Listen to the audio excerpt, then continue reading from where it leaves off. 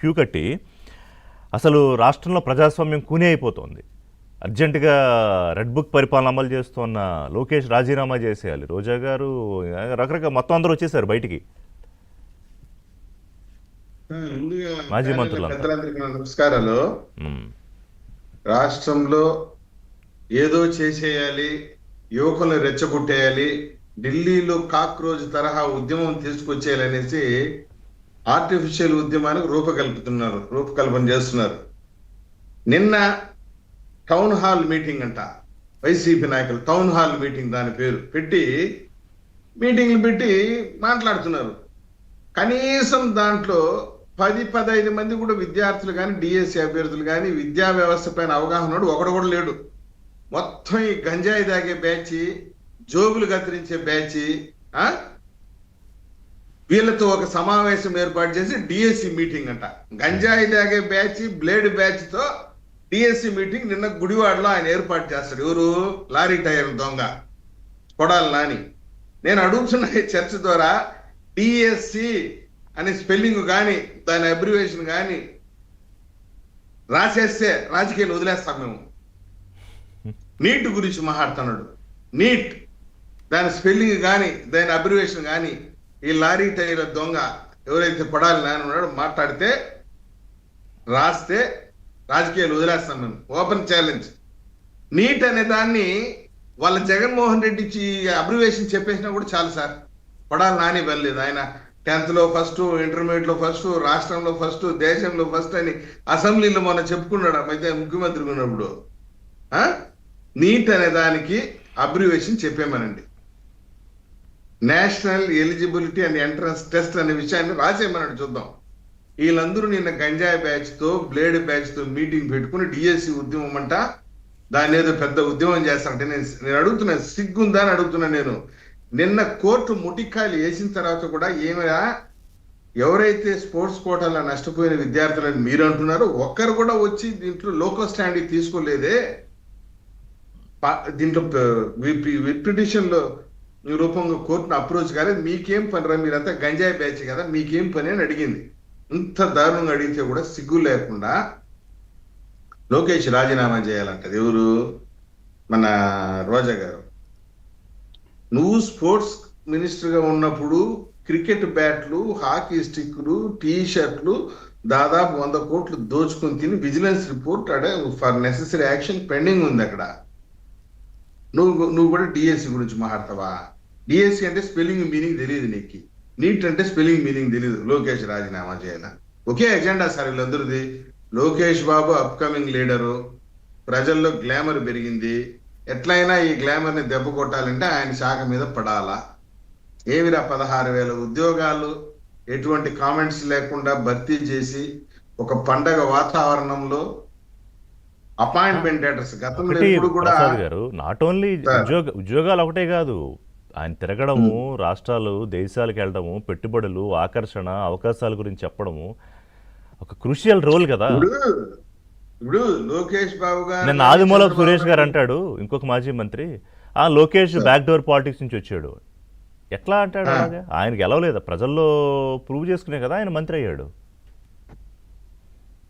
సింహద్వారం గుండా ధైర్యంగా ఎక్కడైతే ఓడిపోయాడో అక్కడే నిలబడి గెలిచి దాదాపు 70,000 మెజారిటీ గెలిచి ఈరోజు జాతీయ స్థాయి నాయకుడు ఎదుగుతున్న వ్యక్తి.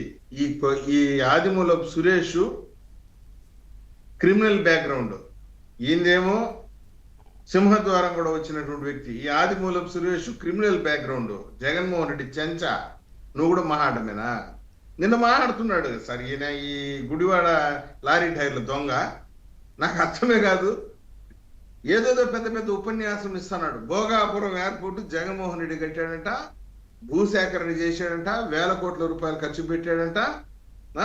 ఇంకో కొద్దిసేపు పోతే ఏరోప్లేన్ కూడా మా జగన్మోహన్ రెడ్డి కనిపెట్టాడని చెప్తారు వీళ్ళు.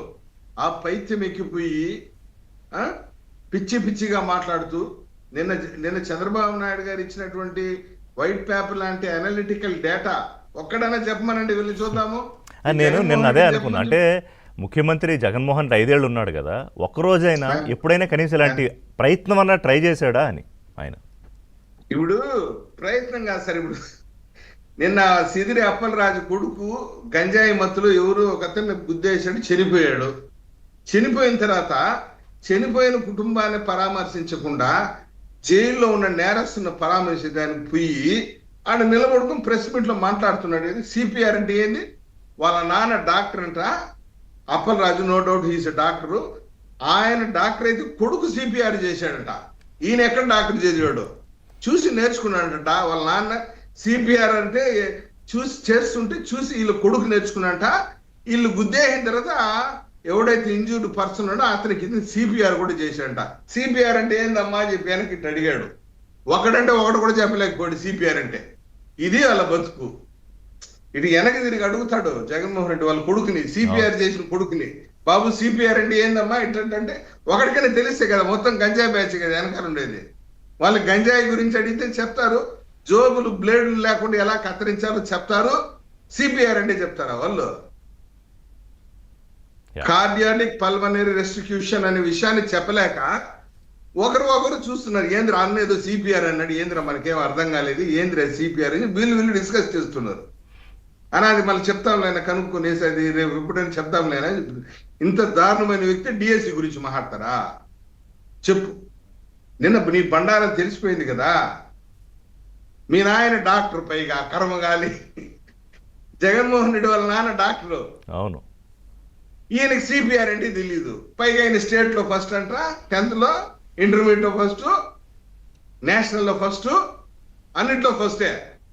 పైగా నిన్న కొడాలి నాని అంటున్నాడు లారీ టైర్ దొంగ ఎక్కడో హర్యానాలో అంట టీచర్ ఉద్యోగాల భర్తీలో అన్యాయం జరిగిందంట, ముఖ్యమంత్రి కొడుకు జైలుకి పోయాడట.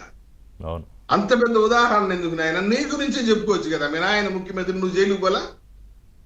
నిన్న ఆయన చాలా పెద్ద పెద్ద విషయాలు మాట్లాడారు. ప్రధానమంత్రి ఫస్ట్ టైం అనుకుంటా ప్రధానమంత్రిని విమర్శ చేస్తూ వైసీపీ నాయకులు ఎవరన్నా మాట్లాడడం.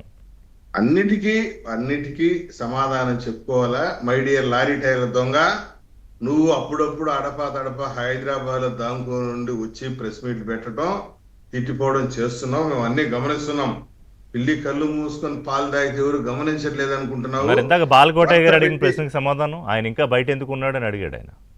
వస్తా ఇప్పుడు ఇప్పుడు టైం షుడ్ కమ్ కదా. మేము ఏమీ చేయకనే ఓ నాయన రెడ్ బుక్ రాజ్యాంగం ఉంటుంది. మేము ఏమీ చేయలే వాళ్ళని.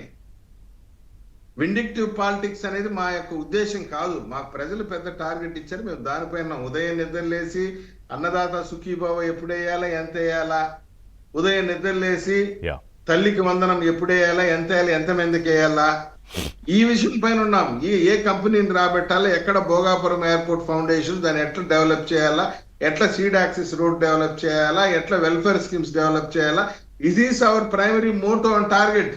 దీన్ని వదిలిపెట్టేసి ఈ ఆకు రౌడీలు, ఈ పేట రౌడీలు, ఈ బ్లేడ్ బ్యాచ్లు, ఈ గంజాయి బ్యాచ్ల పైన కాన్సన్ట్రేషన్ పెట్టలేదు, ఇంకా పెడతాం. వాళ్ళందరూ అడిగే వాళ్ళందరూ మాజీ మంత్రులు.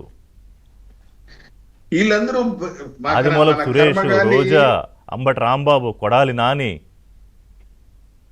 అదే వీళ్ళందరూ ఒకటి సార్, టైమ్ ఇస్ కమింగ్. మేము చెప్తున్నాం కదా ఇందాక నేను, our first priorities welfare schemes. ప్రజలు బాగా పెద్ద మ్యాండేట్ ఇచ్చారు, దానిపైన ఉన్నాం మేము. సరే, దాని గురించి కూడా కొడాలి నాని మాట్లాడాడు, వస్తాను అక్కడికి. నాగార్జున గారు, ఇప్పుడు డిఎస్సి గురించి చెప్పండి. అంటే చాలా సందర్భాల్లో ప్రయత్నాలు చేశారు.